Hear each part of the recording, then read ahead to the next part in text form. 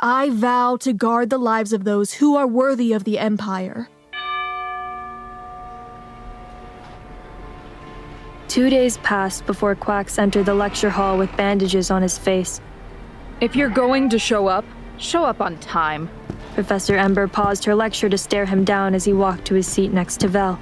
You're either all in or all out. Understood? Yes, Professor. Sorry. Yahshi waited for QUAX to glare at him, but he never looked over his shoulder. QUAX is over it, so please just leave him alone.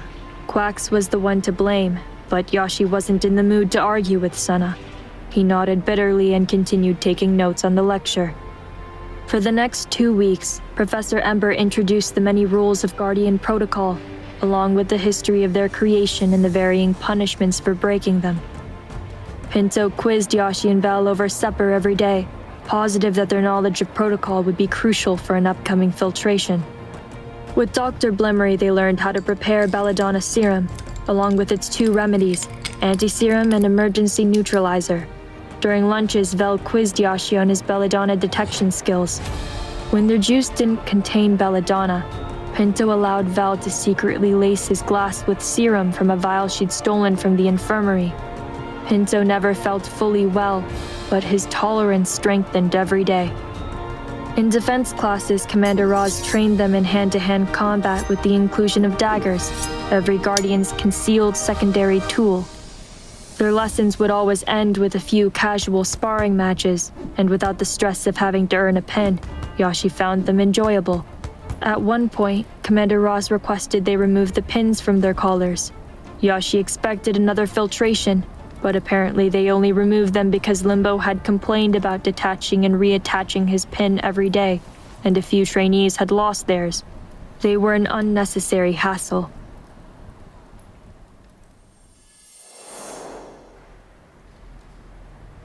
Yahshi entered the lab to find medical equipment on his table. He identified simple items Dr. Blimmery had familiarized them with over the previous 2 weeks: beakers, mortars, pestles, and syringes. Dice examined a pair of gloves before slipping them on. I guess the time has finally come, hasn't it? The time for what? Our next filtration, obviously. Limbo slammed his hands onto his table. Oh, shut it, KO. What, is filtration a bad word now? You know the drill. If something's off routine, we're being tested. The door busted open, and Dr. Blimmery wheeled a cart into the room. No, relax. This isn't a filtration, all right? Just a normal exercise to practice what we've been studying so far. Thank the stars. Dr. Blimmery's cart contained 14 wooden boxes with 2 holes on each side. He set a box in front of each trainee as he rolled his way to the front of the room. Yahshi squinted at his box, noticing fur through one of the holes. We've covered plenty of medical material in the past 5 weeks. It's about time you kids put that knowledge to use. Dr. Blimmery brought his cart to a stop. Gloves on! As Yahshi slipped his gloves on, he concluded that the exercise would involve preparing a Belladonna remedy. Dr. Blimmery had demonstrated the process on several occasions, but the trainees had never participated themselves.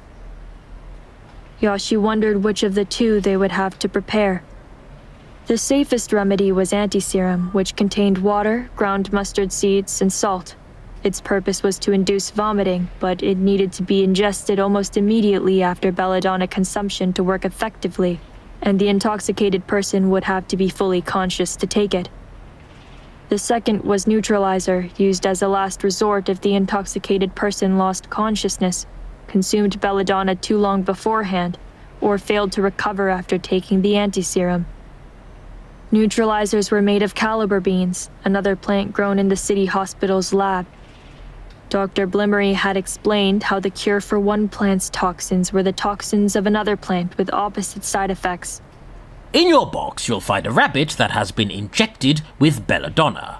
Your goal is to create neutralizer out of caliber beans to heal it. I have a bowl of beans on my desk. Help yourself as needed. Remember to use gloves at all times, unless you find rashes fun. They had started to build a tolerance to Belladonna. not caliber beans. Prepare the diluted mixture like we've reviewed in class. Don't change the concentration, but do change the dose for your rabbit. Like with humans, the caliber bean solution should be injected into muscle, but instead of the shoulder, it'll be injected into the rabbit's front thigh. Be careful with the dose, because it's possible to overcorrect, in which case you'll poison your rabbit with the cure. You kids following? Yes, Doctor. Once you save your rabbit, or fail to save your rabbit, find another trainee to shadow until the bell rings. Dr. Blimmery held his arms out. Well, what are you waiting for? Those rabbits won't heal themselves. Yahshi opened his wooden box. A white rabbit was lying inside, its stomach rising and falling in an uneven pattern. Drool dripped from its mouth as it trembled, its feet twitching and hitting the sides of the box. Poor thing. He bit his lip and closed the box with determination, unable to watch the rabbit any longer. Its life depended on his neutralizer, but he couldn't remember the ratio for the number of caliber beans to liters of water. On his way to Dr. Blimmery's desk, he glanced at Pinto, who discreetly held up 4 fingers. 1 to 4. Thanks, Pinto. Yahshi grabbed a single caliber bean from the bowl and returned to his table. It was about the size of his pinky, and he struggled to believe that such a tiny black bean was just as deadly as Belladonna. He tossed it into the mortar and smashed it repeatedly with the pestle until it was fully ground.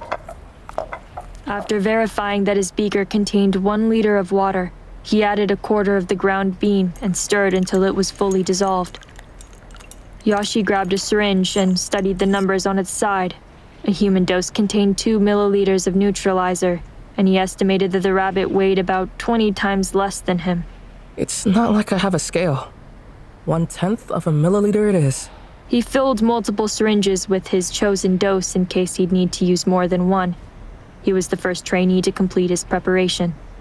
Perhaps I wouldn't be a bad fit for medical. Yahshi gagged as he lifted the drooling rabbit out of the box. When he was younger, he would imagine catching one someday, but he always imagined the moment in nature, never in a lab. He laid the rabbit out in front of him and held it down with one hand, gripping the syringe with the other. I'm sorry, Bunny. It's going to hurt, but it will save you. He laid the rabbit out in front of him and held it down with one hand, gripping the syringe in the other. He stuck the needle into the rabbit's front thigh and injected the dose. The rabbit squirmed under his hand before settling down, but it was still trembling. Yahshi gritted his teeth as he reached for another syringe. He injected a second dose into the rabbit's other thigh and waited for the shaking to stop. This time, it intensified. What did I do wrong? He held the rabbit down, watching in horror as it spasmed.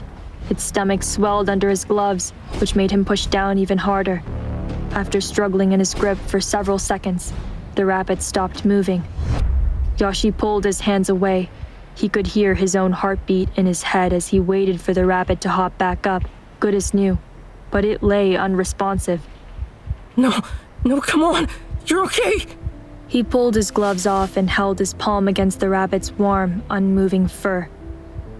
Please, breathe! The eyes of his fellow trainees burned through his skin as he lifted the limp rabbit onto its feet. Its legs collapsed. Bunny's dead. Yahshi slammed his fists against the table and lurched forward, his eyes shut. The bunny's dead because of me! He could hear the clinking of pestles against marble and the stirring of spoons against glass as the other trainees resumed their work. The noise was sinful. He needed the quiet back so he could bask in it and think about what he'd done. But everyone was ready to move on. Everyone's always ready to move on too quickly. A hand warmed his shoulder, followed by Dr. Blimmery's voice. Hey, you made a good effort, kid. You gave your rabbit too much neutralizer, that's all. After the first injection, it takes a few minutes for the effects to start kicking in. You should wait between 10 to 30 minutes before injecting more. The second dose overcorrected, and the neutralizer overpowered the serum. But your dosage choice was excellent, and you did a wonderful job moving quickly. Those are important factors when lives are on the line. I see. He opened his eyes slowly, lifted the rabbit's body, and set it gently into its casket of a box. For the remainder of class, he shadowed Dice, watching him finish and inject his neutralizer. They waited a few minutes, and eventually the rabbit regained its strength, wobbling back to its feet. Dice placed the rabbit into its box and closed the lid so it couldn't escape.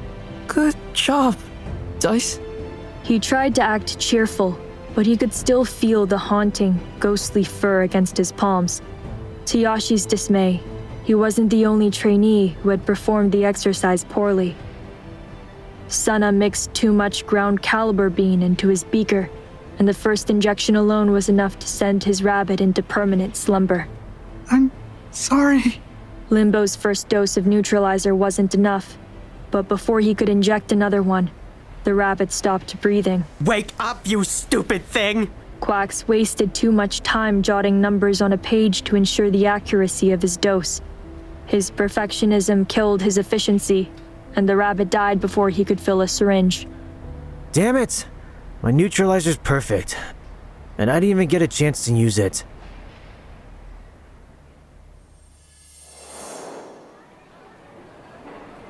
Sawing his knife through a piece of chicken left Yahshi shuddering.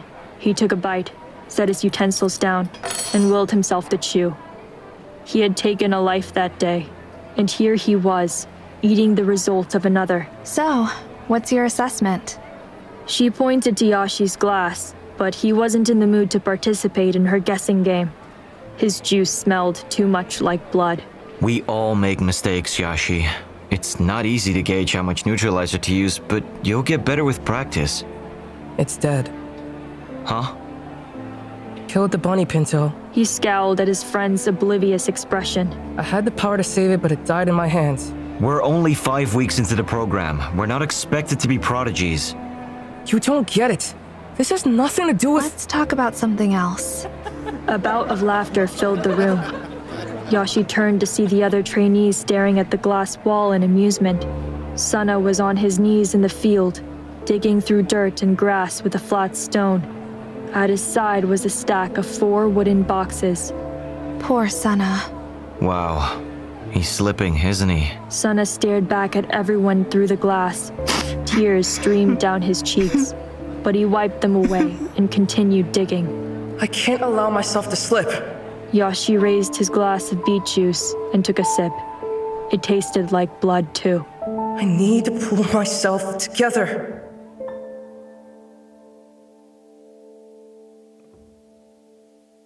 Belladonna, Book 1, Nightshade Academy.